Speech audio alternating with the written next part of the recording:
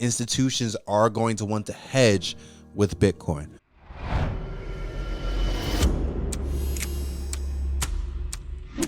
Hey guys, welcome back to Clockwise Crypto. Hope you guys are moving forward in everything that you do. Diving right into this article here, Jerome Powell making headlines again, stating that the U.S. is on an unsustainable fiscal path amid record high national debt. Now, looking here, he's saying he's warning that the government can't not continue on this path of relentless debt accumulation.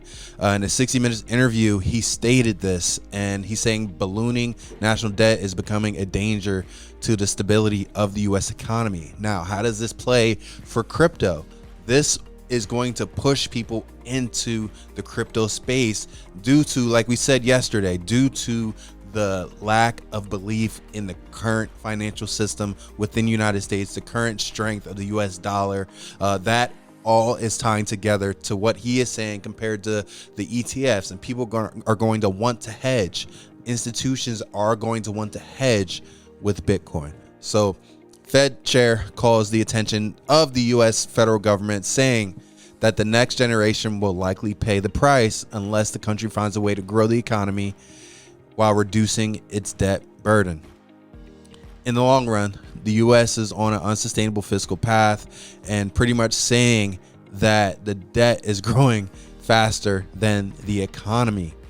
So right now, according to the Treasury Department, the national debt now stands at a record high of $34.147 trillion, accounting for about 123% of the country's GDP. So, very interesting interview. Link will be in the description for this 60 Minutes interview.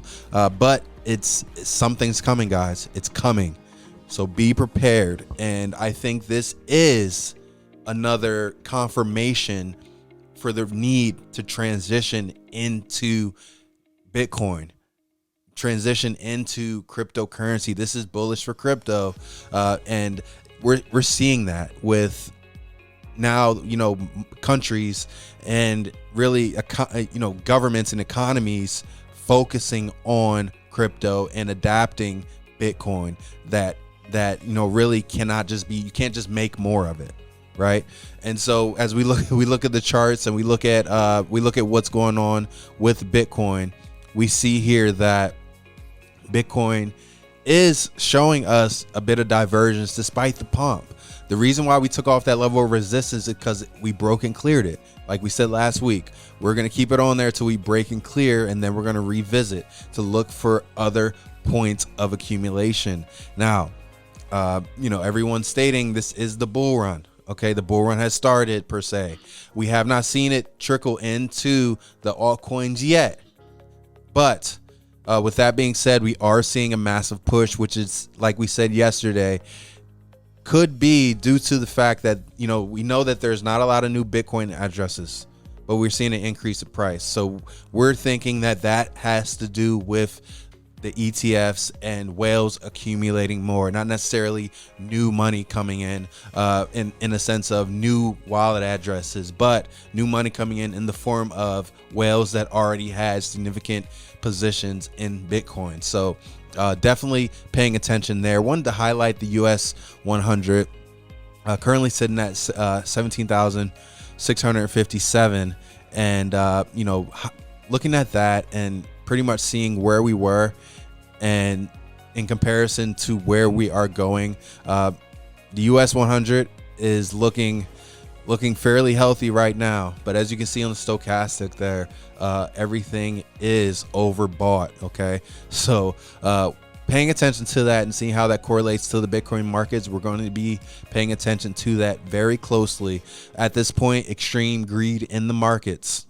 But I definitely think that if this is coming from the horse's mouth, okay, if this is coming directly from Jerome Powell, saying that, we're heading to the land of no return and the writing's on the wall, I definitely think that this should be taken seriously. People should be paying attention to what he is saying. Okay.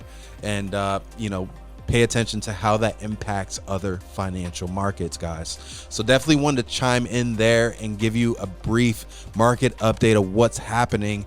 And, we'll continue to pay attention, because as of right now, it's not looking good.